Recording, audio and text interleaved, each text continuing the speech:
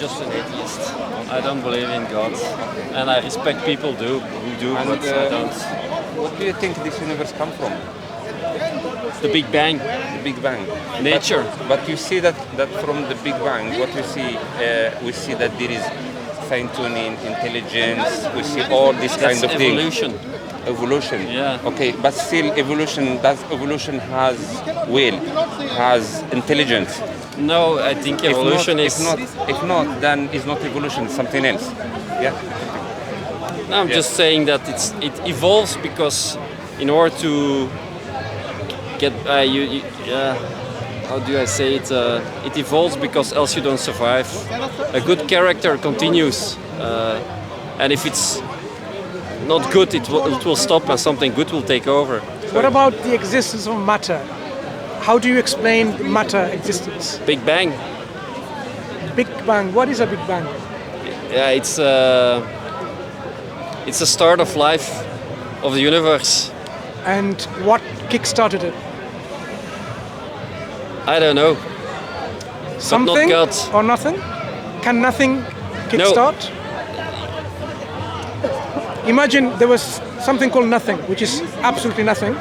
Can that nothing start the Big Bang? Yeah. Nothing is nothing. Okay, if God would be the starting point, well, let's say he was the starting point. What was the starting point of God? Let's not talk about if. Let's arrive at a conclusion rather than hypothetically assume God existed or not. You can conclude whether God exists or not.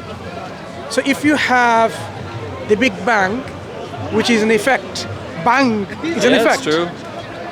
That was a trigger. We must know the trigger or the cause. The cause cannot be nothingness, because nothingness doesn't exist. Nothingness itself is the absence of everything. So the trigger has to be something. And what is it according to you? No, let's understand what that might be then. Because if you don't believe in God, perhaps this is an opportunity now to come to that realization whether that something is indeed God or not, that triggered the universe. That's an assumption. Okay, so let's remove our assumptions. So you have something that triggered the universe. That something must exist to trigger it. And what triggered that existence?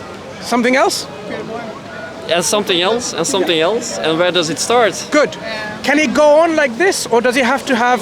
I think it's eternal, yeah. You can go eternal in one way and eternal to the origin. You cannot. And maybe it's a circle, we don't know. Okay, so let's talk about both of these options. I don't think it's reasonable to conclude either of these ways. True. If it's, you accept? Yeah, you're not sure. It's your view and my view. No, when you proposed a view, yeah, you proposed a view is either eternal, never-ending causation. That's my assumption, yeah. And could it be true? Can be true. Yeah. Okay, fine. Then let's address that one. If it's a circle, imagine you have like this. The circular, it's like we've got three of us, right? Actually, by the way. Three of us. So you were caused by this gentleman, who was caused by me, I was caused by you. Yeah. Could this explain this? Because my existence depends on you. Your existence depends on him, and so on. This cannot explain anything, because it simply will fall from explanation for anything. Let me give you a reason why. You see this microphone? Suppose... Yeah, but I get your point, but... But no, let's discard it by reason, not by... I want to discard it. Reasonably we'll discard it and reject it by reason. Say, this is not reasonable. So if I want to lift this mic from the floor, I can only do this if you lift it before me. You can only do this if he lifts it before you. He can only do this if I lift it before him. True. So this is the condition, just like our existence. Would this ever be lifted? It will never be lifted. You're not coming out of a cycle. If I want to lift this, he has to lift it. You have to lift it first. You to lift it first, you have to do it first. The cycle doesn't change. Yeah. So a cyclical causation cannot explain our trigger for our universe. Maybe, okay. But it's not maybe. If there's a start, let's disregard things which are not reasonable. So cyclical causation is not reasonable for our universe. The other option you gave, what's your name? Kurt. Kurt. Yeah. Kurt, I'm Mansur. Kurt, the other nice meeting you. Nice meeting you. The other option you gave was maybe it's forever. In philosophy, there's something called the infinite regress. I'm sure you probably heard of it. No. Same problem again here. You cannot have an infinite causation for something to explain something. Imagine now, I want to give an example with you if you don't mind. Yeah. So imagine this is a chain that goes on, right?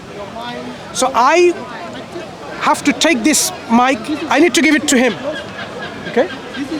If between me and him, there are infinite number of people, like you, first one. I have to give it to you first, you have to give it to this gentleman, and that gentleman gives to another gentleman, and they go for infinite amount of people to go and eventually to go to him.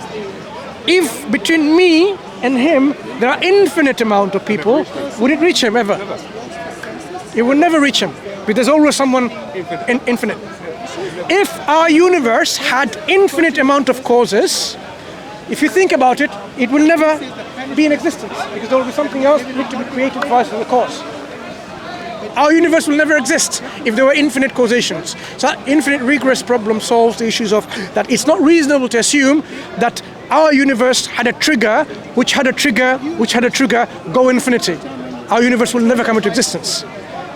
The only reasonable option that's left is there was a cause, prior to that there was no cause. It's the first cause. Has to And be. what created the first cause? No, you see, you didn't get it. The first cause. Why can't the universe exist forever? Why is that the end of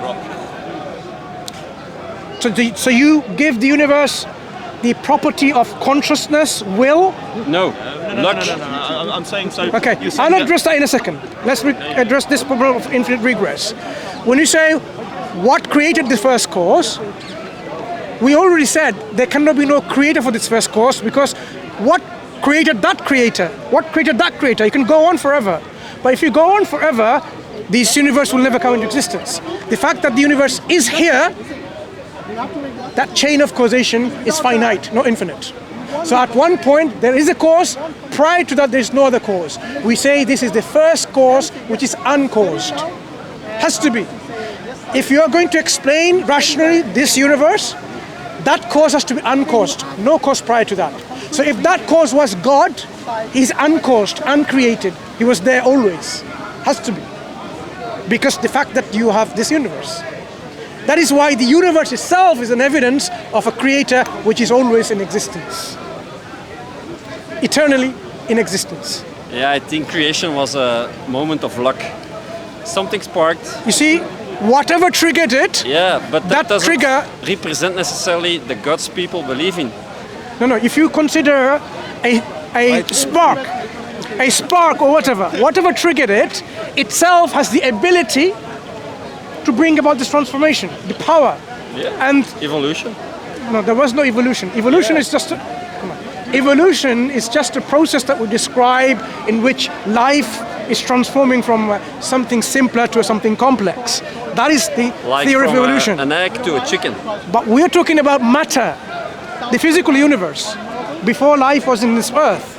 That's why, it's important to go beyond evolution as our, comfort zone and go back to the existence of matter, of the cosmos, of stars and galaxies. When we have this universe has been transformed into our reality from what?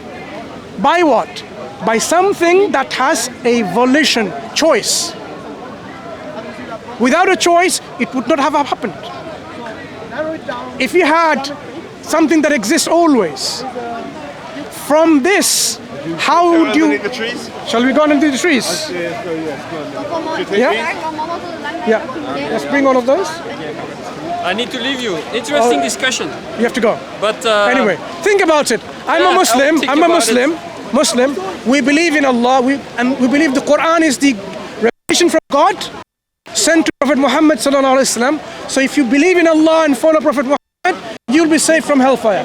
But if you don't, you are risking People who believe You're necessarily believe in Take care. what you believe. Okay. Take care, my friend.